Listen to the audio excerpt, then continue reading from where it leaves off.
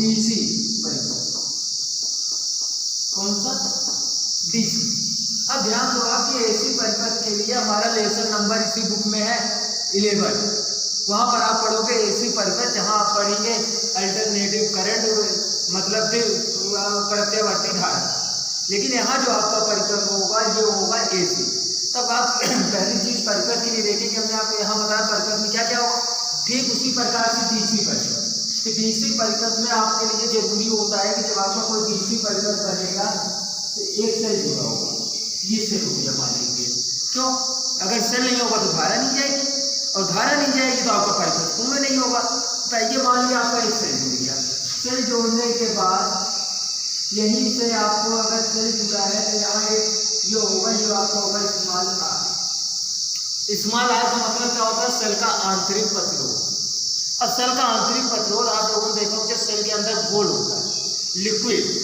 कोई भी सेल तोड़ो तो उसके अंदर देखो काला काला घोल मिलता है, जो आपका मान के चलिए जिसमें लिक्विड का कार्य करता है। यही जो लिक्विड होता है ये सेल का आंतरिक प्रतिरोध। और प्रतिरोध का क्या वर्ग है? धारा के मार्ग में व्यवधान उत्पन्न करना। अब सेल का जो आंतरिक प्रतिरोध होता है इससे स्मॉल आर से व्यक्त करते हैं लोग। इसके बाद मान लीजिए आपने इस तरह से परिपथ जोड़ा, ये अब आपका कोई चालक है, ये चालक हो गया।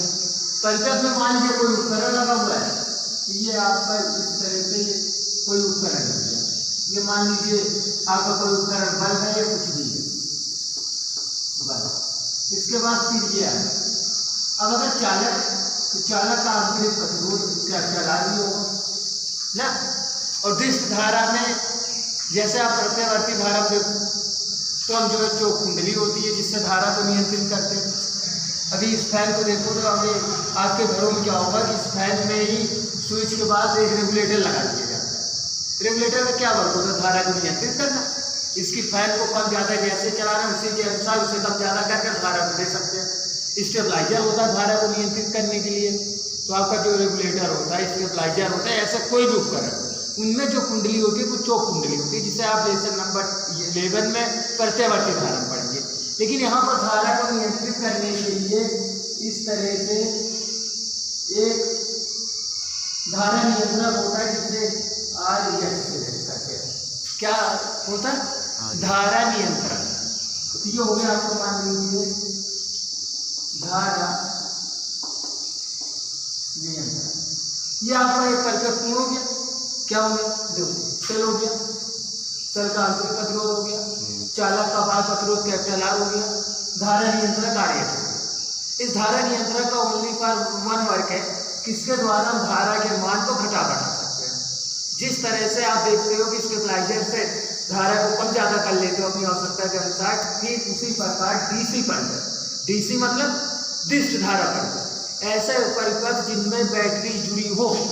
क्योंकि हमने आपको लेसन नंबर 5 वैद्युत चालन में बताया था अफवाह अथवा अनुगमन में किसमें होता है? बैटरी में होता है। तो ये सब हम जो है डिष्ट धारा के लिए पढ़ रहे हैं। तो अफवाह अथवा अनुगमन देखा जाता है, जब किसी चालक को बैटरी के सिरों से जोड़ते हैं तो बैटरी का जो टर्मिनल विभवांतर होता है वो उसमें उपस्थित स्वतंत्र इलेक्ट्रॉनों को त्वरित गति से वेग प्रदान नहीं कर पाता, बल्कि एक नियत सूक्ष्म वेग 10⁻⁻⁴ मीटर पर सेकंड का वेग प्रदान करता है, जिस कारण इलेक्ट्रॉनों की जो गति होती है किस पर निर्भर करती है? उसमें वेग पर निर्भर करती है। इस प्रकार वेग को क्या कहते हैं? अनुगमन वेग, मतलब डीसी में। तो यहाँ पर डीसी हो गया। कोई चालक होगा तो उसका प्रतिरोध भी होगा। तो ये आर क्या है? आर मतलब आपका है बाय प्रतिरोध। ये क्या है? सेल। क्या है? सेल। ये क्या है? आंतरिक प्रतिरोध। अब अगर इन्हें ऐसे मिला दिया जाए, ये आपका हो जाएगा ई। क्या होगा? ई होगा। ई को क्या कहते हैं? सेल का विद्युत वाहक बल। क्या? विद्युत वाहक बल। हर सेल में जब कोई सेल लगता है उसका अपना विद्युत वाहक बल होता है। जैसे घड़ी वाला आपने देखा होगा तो 1.02 वोल्ट, टार्च वाले सेल जो बड़ा वाला होता है उसका 1.5 वोल्ट। तो हमारे पास सेल दो होते हैं, एक परमाणिक सेल होता है, एक अपरमाणिक सेल होता है। तो हर सेल का विद्युत वाहक बल निश्चित होता है। तो सेल का विद्युत वाहक बंद हो गया। तो बाद में देखा कि हमने जो वैद्युत परिपथ पढ़े, इन वैद्युत परिपथ में इनके कुछ भाग हो गए। अब वैद्युत परिपथ संबंधी दो नियम भी होते हैं, एक होता है धारा नियम, दूसरा होता है बंद पास नियम। थोड़ा घर पे अगर बुक हो तो बुक को पढ़ लेना। तो ये दो नियम हैं, इन दोनों नियमों को भी पढ़ना है। ओके, तो पहले हम आते हैं सेल का वैद्युत परिपथ, डीसी परिपथ नाम देखे उपकरण। तो उपकरण सबसे पहली चीज क्या निकली इसमें, सेल जुड़ा। तो चलो पहले सेल की डिफिनेशन लिखो। फर्स्ट लिखो सेल।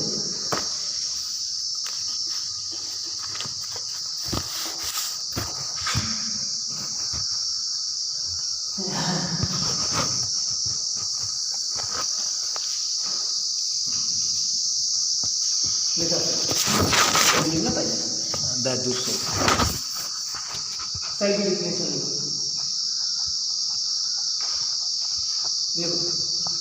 वैद्युत सेल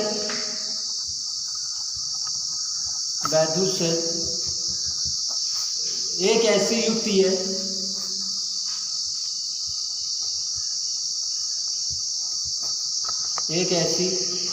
युक्ति है जो रासायनिक ऊर्जा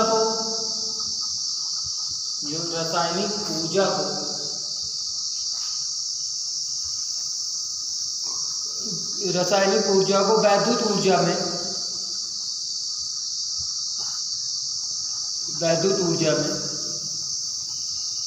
परिवर्तित करने का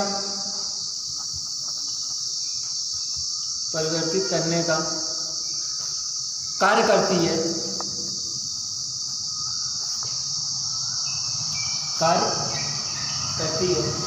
या किसी वैद्युत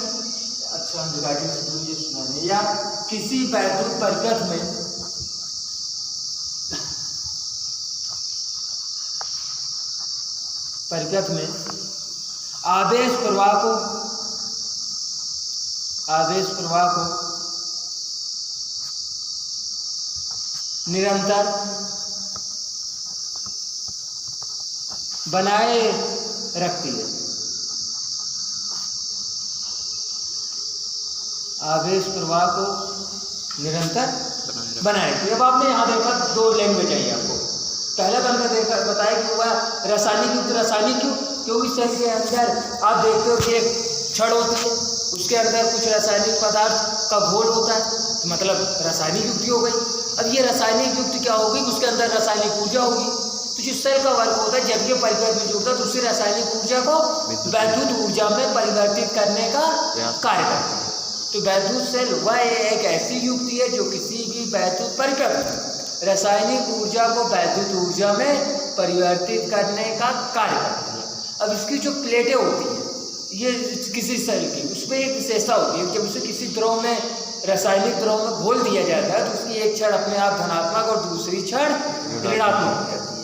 अब आपको यहाँ ध्यान क्या देना है, जो भी कोई सेल होगा उसका जो पॉजिटिव टर्मिनल होगा वो सदैव बड़ा होगा, जो निगेटिव टर्मिनल होगा वो सदैव छोटा होगा। कभी कभी जैसे आपने देखो मैंने आपको प्लस और माइनस लगा दिया, लेकिन हम कहीं क्या करते हैं कि प्लस और माइनस का चिन्ह नहीं लगाते।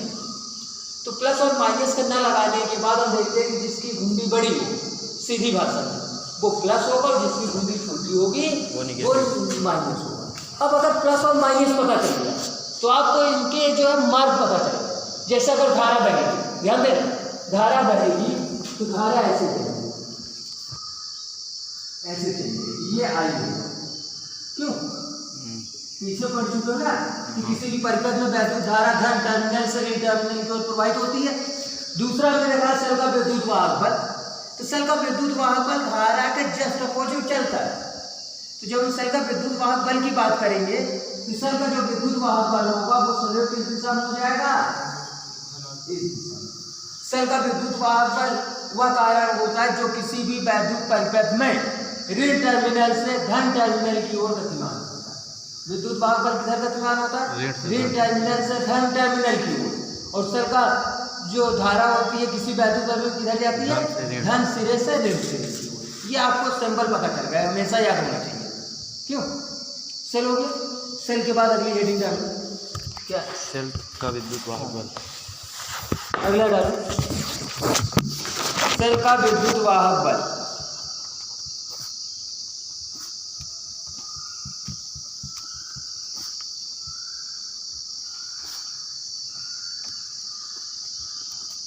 सेल का विद्युत वाहक बल। दूसरा, सेल का विद्युत वाहक बल। अब थोड़ा वैद्युत वाहक बल के लिए समझ लो। जैसे आपने लेसन नंबर 3 में वैद्युत विभव पढ़ा, वैद्युत विभव और वैद्युत विभवांतर, तो किसी भी परिपथ में सेल का विद्युत वाहक बल निश्चित होता है। ये निश्चित है। अब ये जो इसका ई है, इसी को अगर किसी परिपथ के विभिन्न खंडों में विभाजित कर दिया जाए तो फिर दो बिंदुओं के बीच तो क्या होता है, वैद्युत विभवांतर होता है, जिसे V से व्यक्त करते हैं। तो ई बराबर आपका होता है V1 plus V2 plus dash dash dash V। मतलब इसके विभिन्न खंडों में जितने भी वैद्युत विभवांतर होगा उनका जो संपूर्ण योग होगा उसी को सेल का विद्युत वाहक बल कहते हैं। क्यों कहते हैं? जैसे मान लीजिए कि आपके पास कुछ शक्ति है, आपने कोई भोजन किया, आपको ऊर्जा मिली कैलोरी में, तो आज एक ही कार्य नहीं, आप उस ऊर्जा से जितने कार्य करें वो आपके अंदर स्टेमिना पर तो निर्भर करेगा। अगर आप बीमार हो जाओ, स्टेमिना नहीं हो तो आप उठ भी नहीं पाओगे। उसी प्रकार से इसमें क्या होता है कि जैसे ये परिपथ है, यहाँ पर आपने 1.5 वोल्ट का वैद्युत वाहक बल, वैद्युत वाहक बल का मात्रा वही होता है जो वैद्युत विभवांतर होता है, वोल्ट है जूल प्रति कूलम। तो यहाँ देखो, आपको मालूम है कि V का जो मात्रक आपने लेसन में पढ़ा था, वोल्ट पढ़ा था, V बराबर होता है W/Q। ये पढ़े थे ना। किसी एकांक आवेश को या किसी आवेश को, किसी परीक्षण आवेश को किसी परिपथ में दो बिंदुओं के बीच ले जाने में किया गया कार्य और परीक्षण आवेश की निष्पत्ति के मान के अनुपात को वैद्युत विभवांतर कहते हैं। और वैद्युत विभव क्या है? किसी धन परीक्षण आवेश को अनंत से वैद्युत क्षेत्र के भीतर तक लाने किए गए कार्य को वैद्युत विभवांतर कहते हैं, विभव कहते हैं। इसका मतलब क्या होता है? जूल, W मतलब वर्ग, जूल प्रति कूलम। 23 का भी मात्रक होता है, वैद्युत वाहक बल का भी वोल्ट या जूल प्रति कूलम। तो आप देखो कि पहला हमने आपको बता दिया, सेल बता दिया, वैद्युत वाहक बल बता दे, आंतरिक प्रतिरोध बता दे।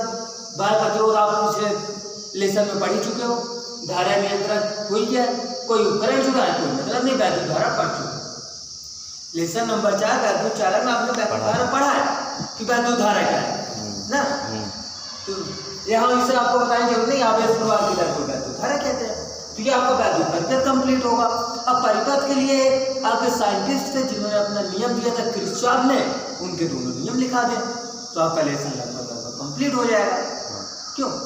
उसके बाद जो आपका परिपथ होता है प्रतिरोध ज्ञात करने के लिए, तो कीस्टोन सेतु होता है, मीटर सेतु होता है, उससे बताना आपको चैप्टर में बहुत कुछ नहीं है, आपको कॉन्सेप्ट क्लियर होना चाहिए किस लेसन में है। तो अब हम आते हैं सेल का विद्युत वाहक बल। किसी वैद्युत परिपथ में, किसी वैद्युत परिपथ में, किसी वैद्युत परिपथ में एकांक आवेश को, एकांक आवेश को कोष्ठक में लिख लेना सेल सहित, क्योंकि उसमें सेल भी जुड़ा हुआ परिपथ में, कोष्ठक में लिखना सेल सहित। एकांक आवेश को कोष्ठक में सेल सहित, ये लोग लिखेगा ये मेरे पूरा बोलना पड़े, सेल सहित प्रवाहित करने में, प्रवाहित करने में सेल द्वारा दी गई, सेल द्वारा दी गई ऊर्जा को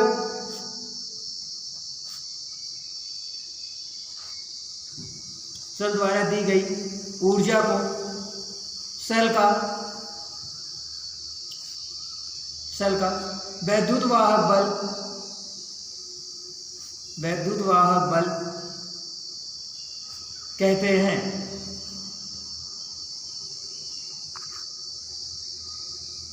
ठीक, अब देखो अभी होता है जितनी आपकी स्टेमिना होगी आप उतना वर्क करोगे, तो जितना ये होंगे ई उतना ही तो ये परिपथ में ऊर्जा देंगे। अभी आप कोई बड़ा परिपथ हो उसमें चार्ज वाला सेल लगा दो तो कहाँ हो जाएगा, आपको बैटरी जोड़नी पड़ती है।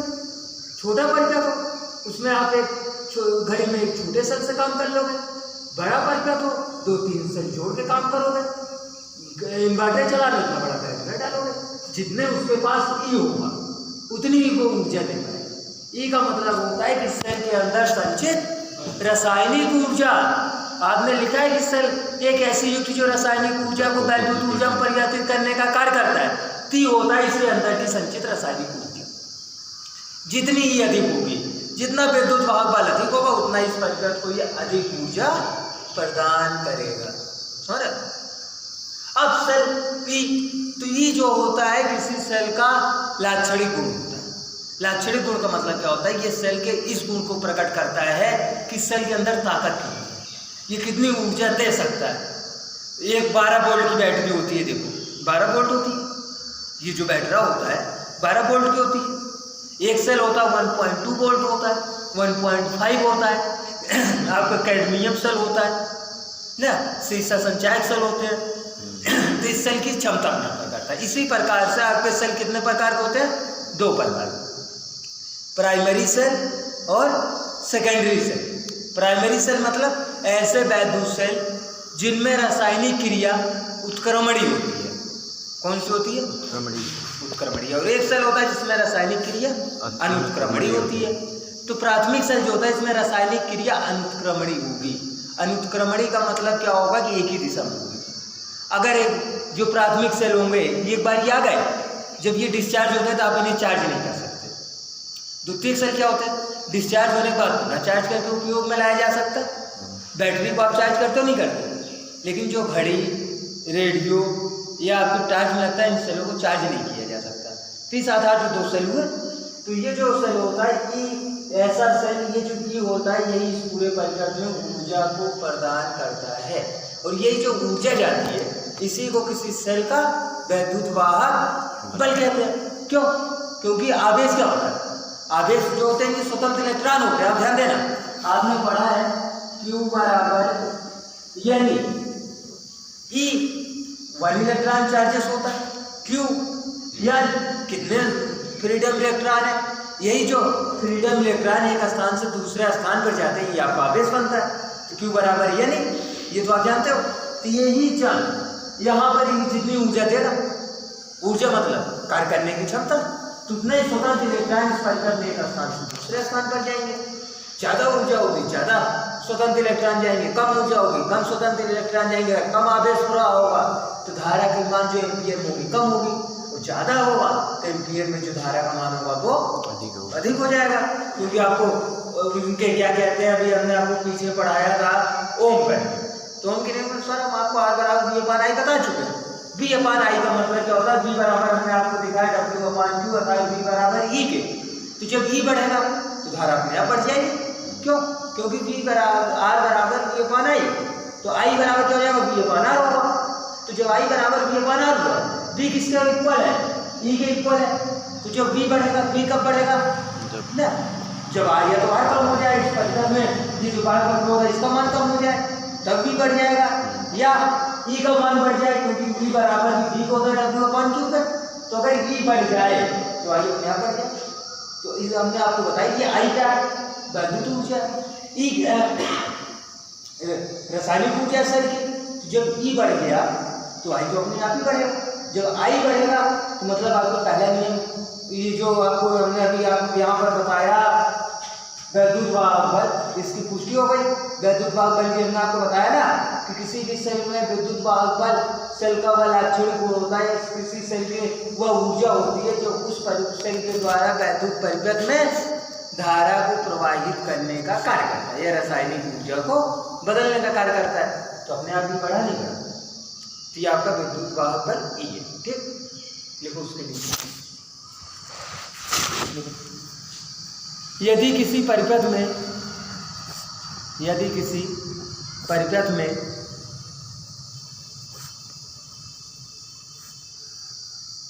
Q कूलाम आवेश को Q कूलाम आवेश को प्रवाहित करने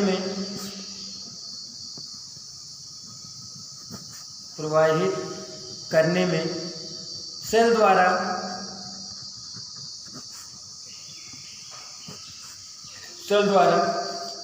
दी गई ऊर्जा किसके बराबर होती है? दी गई ऊर्जा। क्यों? ऊर्जा किसके बराबर होती है? ऊर्जा बहुत बड़ा है ये, कार्य के बराबर होती है। जितनी ऊर्जा होगी उतना तो कार्य करोगे। हमने आपको बताया था ना जूल और कैलोरी में अंतर कि दोनों एक दूसरे के समतुल्य होते हैं। कार्य करने की क्षमता को ऊर्जा कहते हैं, ऊर्जा से कार्य किया जाता है। ऊर्जा एक अविनाशी होती है जिसे ना तो उत्पन्न किया ना नष्ट किया, एक रूप से दूसरे रूप में बदला जाता है। तो W = E = W, क्यों? यही पढ़े हो ना। तो क्या लिखे? यदि किसी परिपथ में Q कूलाम आवेश को प्रवाहित करने में सेल द्वारा दी गई ऊर्जा W हो या किया गया कार्य लिखो, सेल द्वारा दी गई ऊर्जा लिखो। दी गई ऊर्जा ना, वही कोष्टक लिख लो किया गया कार्य, क्योंकि कार्य और ऊर्जा क्या होती है मालूम होना चाहिए। किया गया कार्य, कोष्टक बंद कर दो। W जूल हो तो सेल का विद्युत वाहक बल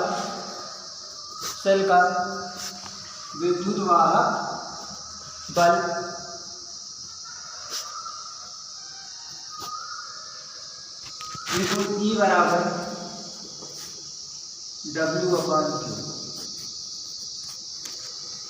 E बराबर W/Q, समझ रहे? मतलब जो सेल का विद्युत वाहक बल होता है एकांक आवेश को किसी परिपथ में ले जाने के लिए किया गया कार्य और उस आवेश का जो अनुपात होगा उसे सेल का विद्युत वाहक बल कहते हैं। अब यहाँ देखोगे इसका मात्रक निकालें तो W/Q है। तो W/Q का मतलब क्या होगा? जूल प्रति कूलाम। तो यहाँ देखो इसका मात्रक जरूर ध्यान दिया करो, मात्रक बहुत पूछा जाता है। इसका मात्रक होगा जूल प्रति कूलाम। अब एक जूल प्रति कूलाम बराबर होता है 1 वोल्ट। 1 जूल प्रति कूलाम बराबर 1 वोल्ट। कहने का मतलब क्या होगा कि इसके दो मात्रक होते हैं, जूल प्रति कूलाम भी होता है और वोल्ट। अब 1 वोल्ट बराबर अगर कहीं आपको लिखा हो कि किसी सेल का विद्युत वाहक बल 1 वोल्ट है, तो उनके कहने का तात्पर्य क्या हो जाता है कि 1 कूलाम आवेश को एक स्थान से दूसरे स्थान पर ले जाने में 1 जूल का है। ये हो जाएगा 1 जूल प्रति कूलाम। 1 वोल्ट का मतलब ये होता है कि यदि किसी परिपथ में 1 कूलाम आवेश को प्रवाहित करने में सेल द्वारा दी गई ऊर्जा 1 जूल हो तो सेल का विद्युत वाहक बल कितना होगा? 1 वोल्ट होगा। कितना? 1 वोल्ट। 1 वोल्ट कहने का मतलब क्या है कि किसी भी वैद्युत परिपथ में 1 कूलाम आवेश को एक बिंदु से दूसरे बिंदु तक ले जाने में सेल द्वारा दी गई ऊर्जा को या सेल के द्वारा दी गई ऊर्जा या किया गया कार्य 1 जूल हो तो उसका जो विद्युत वाहक बल होगा वो 1 वोल्ट होगा। विद्युत वाहक बल और कहीं 1 वोल्ट लिखा तो 1 वोल्ट का मतलब होता है 1W/1Q। समझ रहे? 1W/1Q = 1E। ये आपका नियम होता है। अगर कहें कि 1 वोल्ट तो 1 वोल्ट के दो मतलब होते हैं। अगर 1 वोल्ट विद्युत वाहक बल लिखा हो तो ये होगा। अगर 1 वोल्ट लिखा हो तो आप जानते हो कि वोल्ट जो होता है वैद्युत विभवांतर का भी मात्रा है, तो वहाँ उनके अनुसार हो जाएगा। जैसे 1 वोल्ट विभव लिखा हो तो वहाँ पर 1 वोल्ट विभव का मतलब क्या होगा कि एकांक आवेश को अनंत से वैद्युत क्षेत्र के भीतर तक लाने में 1 जूल कार्य किया जाए तो उसका जो वैद्युत विभव होगा 1 वोल्ट हो जाए, उसके अनुसार बदल जाएगा। वो 1 वोल्ट विभवांतर हो तो वहाँ पर क्या होगा? किसी आवेश को एक बिंदु से दूसरे बिंदु तक ले जाने में एकांक आवेश को यदि ले जाने में 1 जूल कार्य करना पड़े तो उसका वैद्युत विभवांतर 1 वोल्ट होगा। ये अपनी आवश्यकता के अनुसार डिफिनेशन आप अपने आप चेंज कर लोगे, पूछ के आएगा। समझ आएगा? वोल्ट हो, विभव हो या विद्युत वाहक बल। ठीक, अगला लिखो। समझा? आपको ये बताई दिया। अगर पूछे तो इस सेल का विद्युत वाहक बल किस ओर दृष्ट होता है? उसके ऋण इलेक्ट्रोड से धन इलेक्ट्रोड की ओर, मतलब ऋण आवेश से धन आवेश की ओर। और धारा किधर होती है? धन आवेश से ऋण आवेश की ओर। किसी सेल का वैद्युत क्षेत्र किधर होता है? किसी परिपथ में धन आवेश से ऋण आवेश की ओर। वैद्युत धारा वैद्युत क्षेत्र की दिशा में होता है, वैद्युत विभवांतर विपरीत होता है। इसीलिए तो वैद्युत विभवांतर जो विपरीत होता है, जब दूर जाते हैं धन शरीर की ओर जाते हैं तो स्वतः चला जाता है, उधर लाते हैं तो बढ़ता है। तो ये जो होता है वैद्युत क्षेत्र की विपरीत दिशा में होता है, समझे? चलो अगला लिखो, टर्मिनल विभवांतर। टर्मिनल विभवांतर,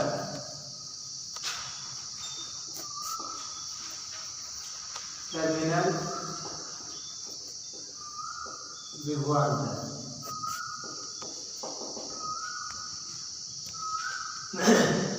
टर्मिनल का मतलब जानते हो? टर्मिनल, टर्मिनल का मतलब होता है लघु खंडों में विभाजन। जैसे संपूर्ण वर्ग को निकालें, लेकिन वो कितने खंडों में विभाजित होकर वर्ग हो रहा है। इसे आपके पास एनर्जी है, ध्यान देना, आपने अपनी एनर्जी का कुछ परसेंट भाग मान लीजिए घर से कॉलेज आए साइकिल चलाने में देख लिया ना, उसके बाद कुछ भाग आपने यहाँ पढ़ाई में देख लिया, पढ़ने के बाद घर जाने में कुछ भाग देख लिया, कुछ भाग आपने जो है स्पोर्ट्स में देख लिया, कुछ भाग जो हो सकता है घर में कार्य को देख लिया। लेकिन आपने तो सारा कार्य किया किससे? जो आपके पास एनर्जी स्टोर थी। तो आपने उस एनर्जी को विभिन्न खंडों में विभाजित कर दिया, और जब विभिन्न खंडों में विभाजित कर दिया तो वही जो विभिन्न खंडों का योग होगा अलग अलग, वो टर्मिनल बन जाएगा। ध्यान दिया करो टॉपिक पर। तो वो टर्मिनल, जैसे यहाँ से एक ई लगा लिया सर्किट से, हमने परिपथ में सेल को जोड़ा है। अब इस सेल से क्या हुआ कि यहाँ पर आप आए धारा, यहाँ पर आपने एक बल्ब लगा दिया। तो यहाँ जब आपने बल्ब लगाया तो पहला जो आपका हुआ ये मान लीजिए W1/Q हो गया। क्यों? क्योंकि आवेश एक ही प्रवाहित होगा, आवेश में परिवर्तन नहीं होगा।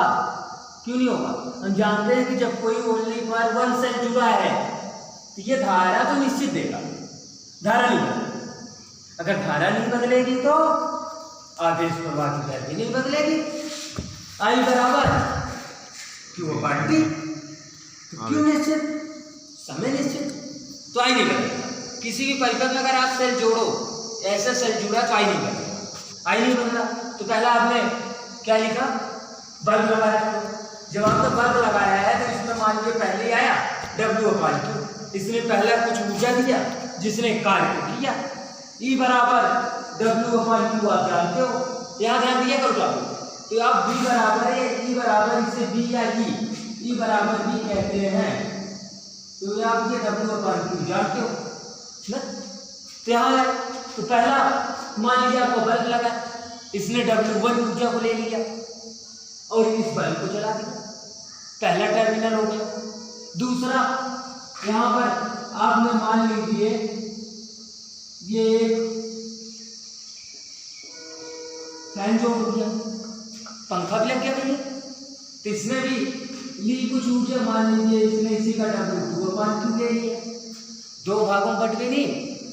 तीसरा आप हो सकता है यहाँ पर और कोई उपकरण लगा दो, ये भी वर्क करेगा, ये भी इसी सेल से W3/Q ऊर्जा ले लेगा। क्यों नहीं बदलेगा? क्यों से भी जाए, क्योंकि एक ही सेल जुड़ा है।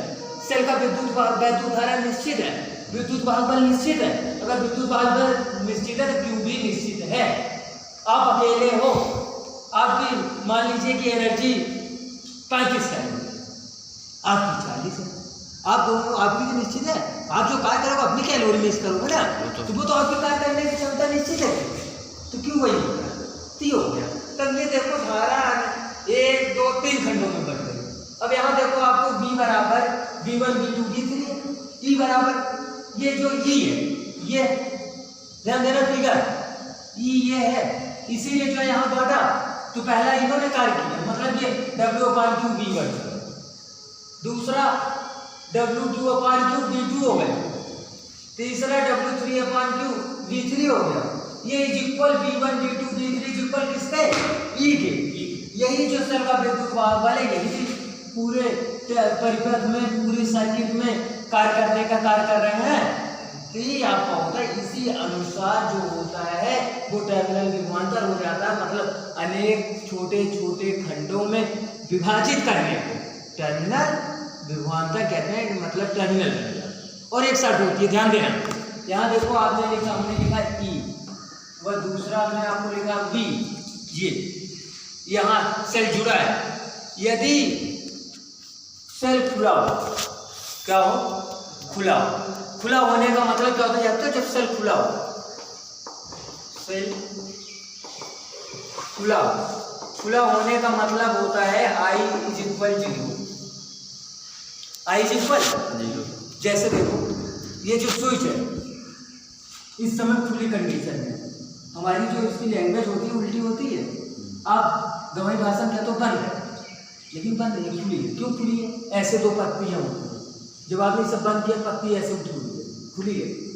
जब आपने नीचे किए तो पत्ती आकर ऐसे टच कर देती है, जब टच करती है तो बंद हो जाती है। बंद होगी तो धारा जाएगी, खुली होगी तो धारा नहीं जाएगी। अगर तो अब यहाँ देखो आपको एक बहुत अच्छा टॉपिक है,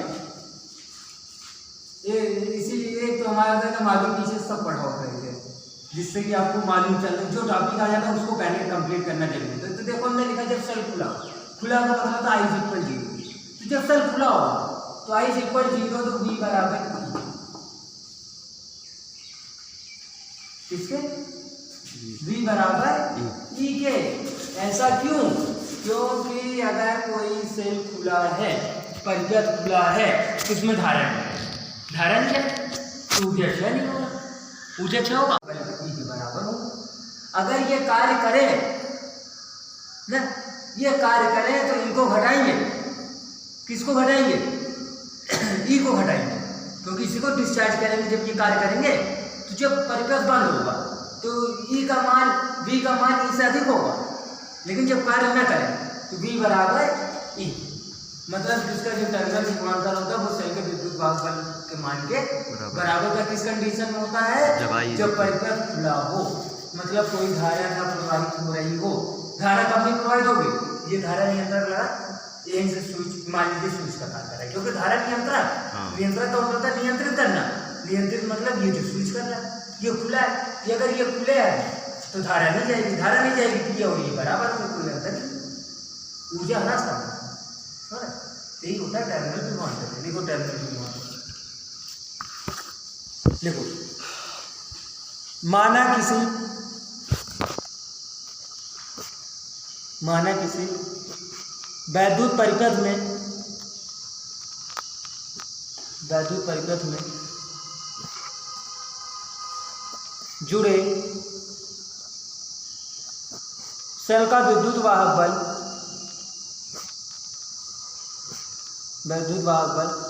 E है,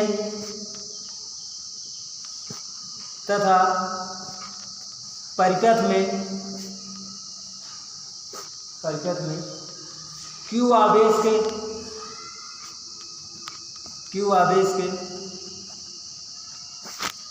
प्रवाहित होने पर सेल द्वारा दी गई ऊर्जा W जूल हो, लैंग्वेज भैया दी गई ऊर्जा W जूल हो, तब E बराबर क्या होता है, स्मॉल लिख रहा है, कैपिटल लिख, E बराबर W/Q, वहाँ लिख चुका ना, E बराबर W/Q, क्यों, और विद्युत वाहक बल को किसी से व्यक्त करोगे, कैपिटल से। जब आप स्मॉल लिखते हो तो वो आवेश का चार्जेस को व्यक्त करने लगता है, विद्युत वाहक बल को नहीं। रूल है कि आपको 90 डिग्री पर हाथ घुमाना बालिंग करने के लिए, तो वही रहेगा।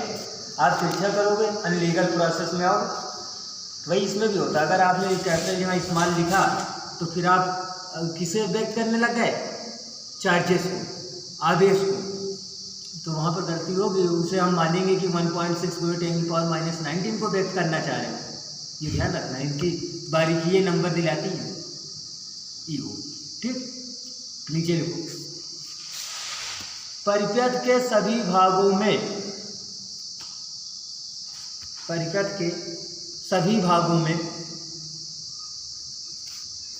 प्रवाहित आवेश, हमने यहाँ बताया था ना आपको, क्यों नहीं बदलता, अभी हमने आपको बताया ना कि क्यों नहीं बदलता परिपथ में, क्योंकि सल निश्चित होता है, तो क्यों नहीं बदलता। यदि किसी परिपथ के सभी भागों में प्रवाहित आवेश क्यों ही होगा,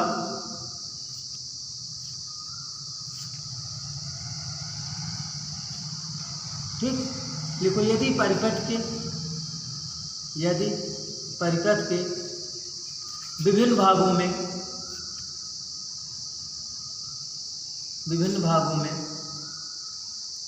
व्यय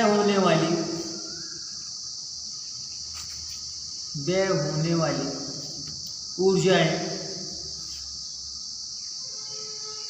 W1, W2, W3 dash dash दिखा हो तो देखो हमने आपको दिखाया कि व्यय होने वाली ऊर्जाएं कितनी दिखाई, W2, W3 हो तब देखो हम टर्मिनल विभवांतर की बात करें तो हमने आपको बताया कि किसी भी सेल का जो टर्मिनल विभवांतर होता है वो किसके बराबर होता है, सेल के विद्युत भाग बल के बराबर। मतलब टर्मिनल विभवांतर को ही ई से ही व्यक्त कर सकते हैं। तो यहाँ आप ध्यान देना ई बराबर आपने ऊपर लिखा होगा W/Q। अब W बराबर कुल किया गया कार्य, अलग अलग खंडों में किया गया कार्य, तो W बराबर खंडों को मिल जाएगा W1, W2 और W3 प्लस ये कुल किया गया कार्य हो जाएगा। ई बराबर आपको W/Q मालूम ही है, तो आप लिख सकते हो ई बराबर W1, W2 प्लस W3/Q, क्योंकि क्यों नहीं बदलना। अब आपको एक चीज मालूम है, क्योंकि आप जानते हो कि W/Q बराबर किसके, ई V के, क्यों अगर इनको छोड़ो तो ये W/Q बराबर V के, तो पहला W/Q तो किसको हो जाएगा, V1 हो जाएगा, और ये V2 होगा V2 सबसे नीचे है इसलिए कॉमन है, तो ये कितना हो जाएगा V2 हो जाएगा, और ये V3 हो जाएगा V3 प्लस ये मतलब सेल का जो विद्युत बल है ये टर्मिनल विभवांतरों के योग के बराबर है। इसी को कहते हैं टर्मिनल विभवांतर, मतलब किसी भी परिपथ में उसके विभिन्न खंडों में, ध्यान देना टर्मिनल विभवांतर कितने यहाँ से किसी भी परिपथ में उसके विभिन्न खंडों में प्रवाहित होने वाला आवेश और सेल द्वारा दी गई ऊर्जा अनुपात को टर्मिनल विभवांतर कहते हैं। विभिन्न खंड जितने खंड में विभाजित हो प्रत्येक खंड में दी गई ऊर्जा और प्रवाहित होने वाले आवेश के अनुपात को टर्मिनल विभवांतर कहते हैं। इसका जैसा आप इधर बनाओगे, ये मान लीजिए आपका एक हो गया ई स्मॉल आर, यहाँ से मान लीजिए आपका ये बल हो गया, ये आपका है दूसरा तीसरा ऐसे परिपथ बल हो गया। यहाँ पर मान लीजिए ये W1 पर, ये W2 पर और ये W3, V1, V2 और V3 आगे स्थिति है, क्योंकि धारा स्वयं प्रवाहित होगी, कोई मतलब होगा नहीं ना,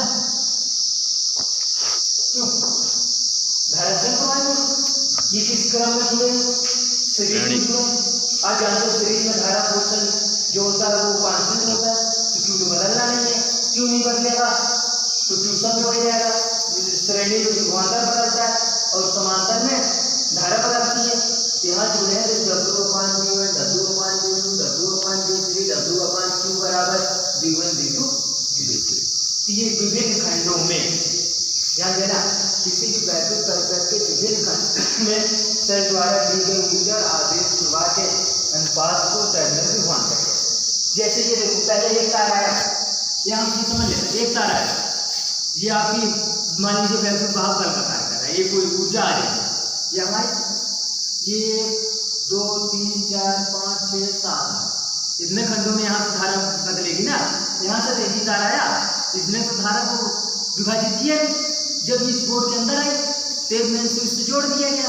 अब इसे जो विभिन्न खंडों में भेज रहा है, जितने पंखे लगो सब में जा रहे, तो ये जो बोर्ड है ये टर्मिनल विभवांतर का कार्य है, यही जो विभिन्न खंडों में बांटता है। इसलिए कुछ यहाँ से लिया, कुछ एम्पीयर धारा इसको भेज दी, इसको किया आपने कुछ एम्पीयर धारा इसको भेज दिया, इसको किया कुछ एम्पीयर धारा उसमें भेज दी।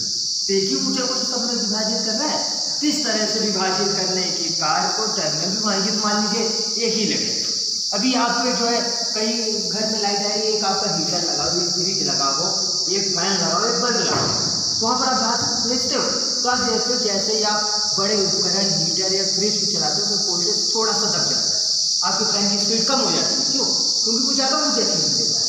जिसके पास ज़्यादा लेने की क्षमता को ज़्यादा मिलेगा, तो जो कमजोर होगा उसे कम मिलेगा, यही होगा ना।